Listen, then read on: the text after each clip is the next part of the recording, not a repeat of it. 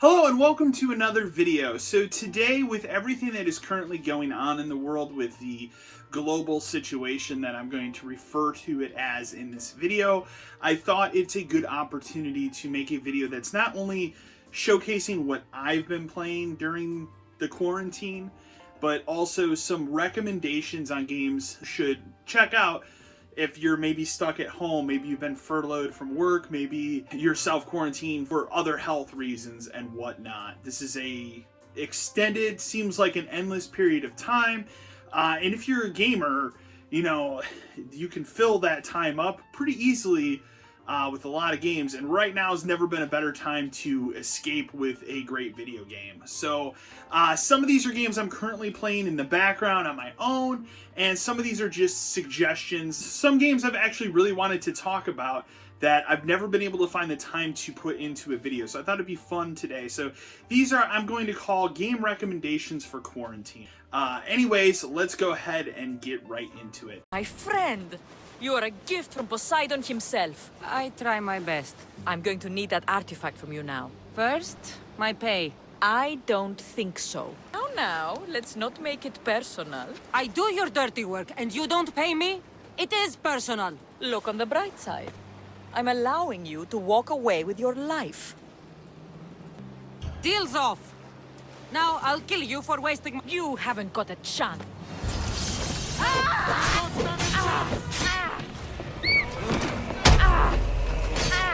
I can't believe you did that!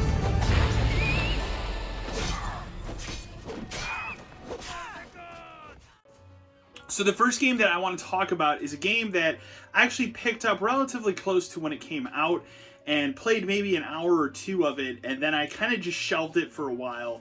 And the reasons for that were pretty simple. I had just played the previous entry in this long-running franchise several months prior to the new one coming out, and because it was similar enough to that game, I just couldn't get into it. So I kind of put it on my shelf for a while, and recently with, self-quarantine and being stuck indoors and everything, I was looking for something that's a long game, something that I can play for a while, something that will take me a chunk of time. I'm on the other side of Final Fantasy VII Remake and Resident Evil 3 Remake, and Doom Eternal as well, and now we're kind of in this period in between of now there's really not a humongous release until The Last of Us 2 next month, so I wanted something to fill that time.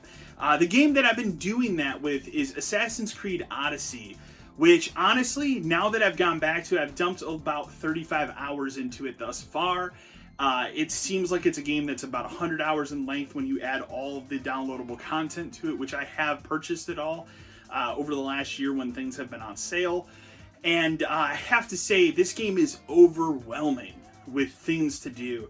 Ubisoft has created, I would argue, the best Assassin's Creed in this new era of Assassin's Creeds after they had the whole debacle with Unity, and then they decided to take, and Syndicate, and then they decided to take time off to really revamp this franchise, and they've gone from making it a third-person action game into a action RPG, which I think did wonders for them with Assassin's Creed Origins, and I think Odyssey just makes it that much better.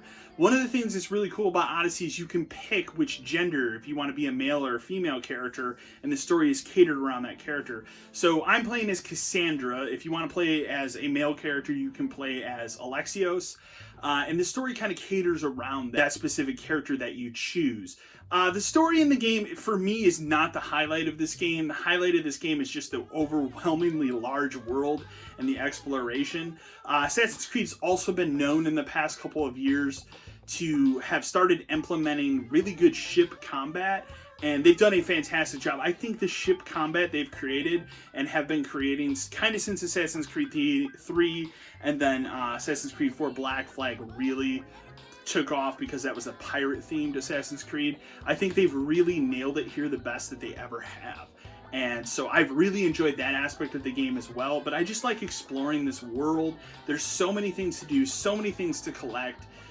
It's just a really good, well thought out open world adventure. And right now I was looking for something like that. Another thing I really like about this game is it has that traversal aspect to it that something like Breath of the Wild had, which I thought was a really big breath of fresh air, no pun intended.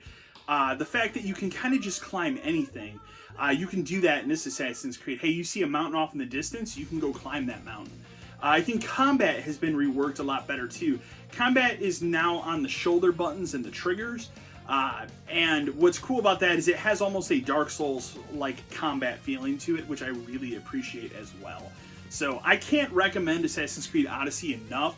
It's a game that I didn't really cover on the channel. It's a game that's been on my shelf way too long, and it's the game that I'm playing the most during quarantine right now, and I highly, highly recommend it.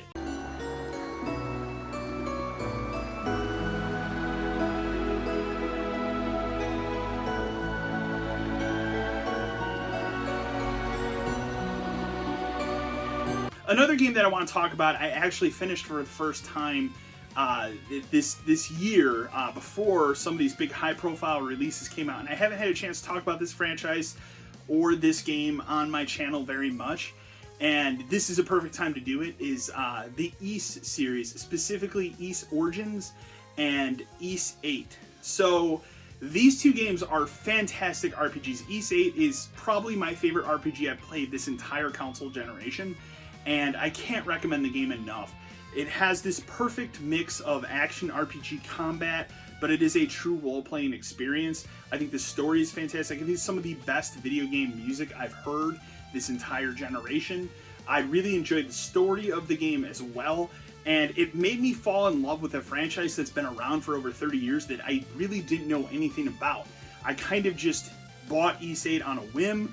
I had heard some good things about it, and I was looking for an RPG. It kind of jump-started and kick-started my love of role-playing games once again, and since playing that game, I have gone back and played several role-playing games over the past couple of months, and really have gotten back into that genre in a way that I didn't think was possible at this time. So, I'm also throwing in there Ys Origins. Ys Origins does not star the mainstay character of all the Ys games, which is Adol Christensen, Christian or Christensen, you can correct me in the comments. This one is an origin story. This one takes place in this giant tower. It's also an awesome game. It came out, I want to say, in like 2004, 2005, somewhere like that. They've kind of remastered it. The thing that's really cool about that game is it's on Xbox One as well. Ys 8 is on PS4 and Switch. I played that game on PS4. I played both these games on PS4. I would like to see Ys 8 come to the Xbox because I think Xbox owners specifically deserve to play that RPG, and being that it's on PC, it's on it's on PlayStation, it's even on Switch, I think the Xbox would be a great home for it, and I think there's enough clamoring for good RPGs on the Xbox platform that it would be a great choice at this time. So the Ys series in general, I can't recommend enough, but specifically Ys Origin and Ys 8. Another game that I've been playing in quarantine is a game from a franchise that I've never really connected with before. I've never really touched these games before, and I kind of just bought it because the week that it came out was kind of when, shit was really hitting the fan with this global situation, and I just wanted something that was a good, fun escape, and it's not, a murder simulator like Doom or something. That is Animal Crossing New Horizons. So I'm going to tell you right now, I'm not an Animal Crossing expert. My island is never going to compare to anyone else that plays this game who's an expert or anything like that, but I've put about 40 hours into that game, which sounds like a lot, but in the grand scheme of things, it's not nearly as much time as I know a lot of people have put into it. But I just enjoy the aspect of it. The thing that I find really enjoyable about that game is just the way that it's structured to be a day-to-day game. You come back to it the next day, see what's going on. And yes, I know you can time hop and kind of glitch the system that way, but I'd rather play the game the way that the makers intended it to be played, which is why I'm playing it the way that I am. But I've really enjoyed it. It's a game that I wake up every day and I play between 5, 10, 15 minutes to a half hour of every morning just to see what's new and fun. I enjoy, gathering resources and also cleaning up my island and everything. So I've had a lot of fun with Animal Crossing New Horizons. It's actually one of the better games I've played in 2020, and I'm, actually a fan of this franchise now, which is one I've kind of avoided all these years. Animal Crossing New Horizons, really good game. Enemy has captured Captain Keyes and are holding him aboard one of their cruisers, the Truth and Reconciliation. The ship is currently holding position approximately 300 meters above the other end of this plateau. So how do we get inside the ship if it's in the air? The Corps issued me a rifle, not wings. There's a gravity lift that ferries troops and supplies between the ship and the surface. That's our ticket in. Once we get inside the ship, I should be able to lock on to the tracking signal from Captain Key's neural implants. Hit 'em, Marines! Go, go, go! The Corps ain't paying us by the hour! Another thing I want to throw out there, especially right now, and you guys know on the channel I'm a massive fan of the Halo franchise, but I think now more than ever, there's never been a better time to get into Halo. If you want a franchise that's going to give you a ton of things to do, Halo right now is a great quarantine game to play, specifically the Master Chief Collection. The good thing about the Master Chief Collection in 2020 is not only does that game have Halo 1 through 4, it now also has Halo ODST, and recently they released Halo Reach. Now, I will put a disclaimer on Halo Reach. At this time, Halo Reach has some problems on the Xbox. The last time that I played with it, I saw a lot of numerous graphical glitches and pop-in issues, also frame rate issues, which is extremely bizarre considering there were never any frame rate issues with the Master Chief Collection that I experienced before they started adding and tinkering these games in. Now there seems to be that issue, but even putting that aside, I can't think of a better remaster collection. And honestly, like, I've always enjoyed the story of the Halo games, with the exception of Halo 5, and I'm really looking forward to Halo Infinite. And I think right now, if you want a good package that's going to give you a ton of content, especially if you are at home right now and you have nothing to do, Halo Master Chief Collection is an excellent route to go. Cannot recommend it enough.